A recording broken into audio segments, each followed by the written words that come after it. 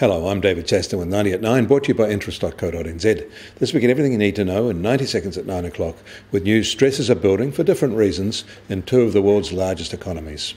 In the US this weekend, we'll get the October non-farm payrolls report. Analysts are expecting a gain of 193,000 jobs as a bounce from the rather weak September result. Today, the ADP employment report showed a healthy gain of 227,000 jobs, boosted by strong rises in hospitality, the health sector and other office-type professional jobs. And the American Employment Cost Index was up 2.8% year-on-year in September, the same rise as for June. There may be wage push inflation building now, a trend sure to be watched by the Federal Reserve. Another interest rate hike is expected before the end of the year there. Wall Street likes this data and is up 1.7% today, meaning it is even over the past week and risk is back on. Benchmark interest rates are rising too. In Canada, their August reading for economic growth saw it pushed up to 2.5% and better than expected. This was their seventh consecutive month of growth. Another interest rate hike is expected there as well, also before the end of the year. In China, the economic expansion continues to slow.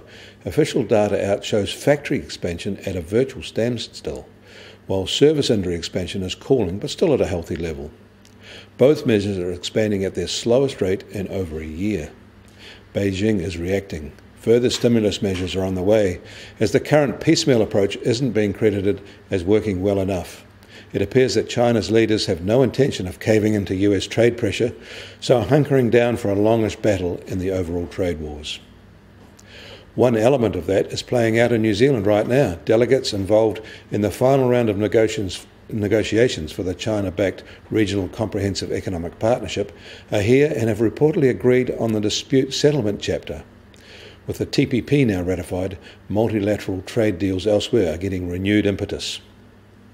In the EU, both their inflation and unemployment rates came in exactly as analysts are expecting. Inflation was at 2.2% in October, it was at 1.4% a year ago, while the unemployment rate was at 8.1% in September, down from 8.9% a year ago. New Zealand has again topped the World Bank's list of easiest places to do business.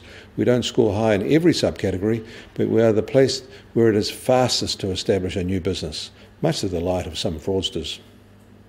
US Treasury 10-year yield is up 5 basis points today at 3.15%, and their 2-10 curve is now at 27 basis points. The Aussie government 10-year is at 2.63%, that's up 4 basis points. The Chinese government 10-year is at 3.53% and down 1 basis point, and the New Zealand government 10-year is up 2 basis points to 2.57%. Gold is at $1,214 an ounce, that's a decline of $9 an ounce.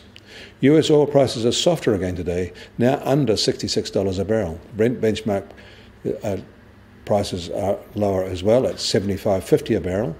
Rising supply and falling economic growth are factors pushing these prices lower. And the Kiwi dollar is starting today a little softer at 65.2 US cents. On the cross rates, we're at 92.2 Aussie cents and at 57.7 euro cents. That puts the TWI back to 70. I'm David Chaston. That was 90 at 9, brought to you by interest.co.nz.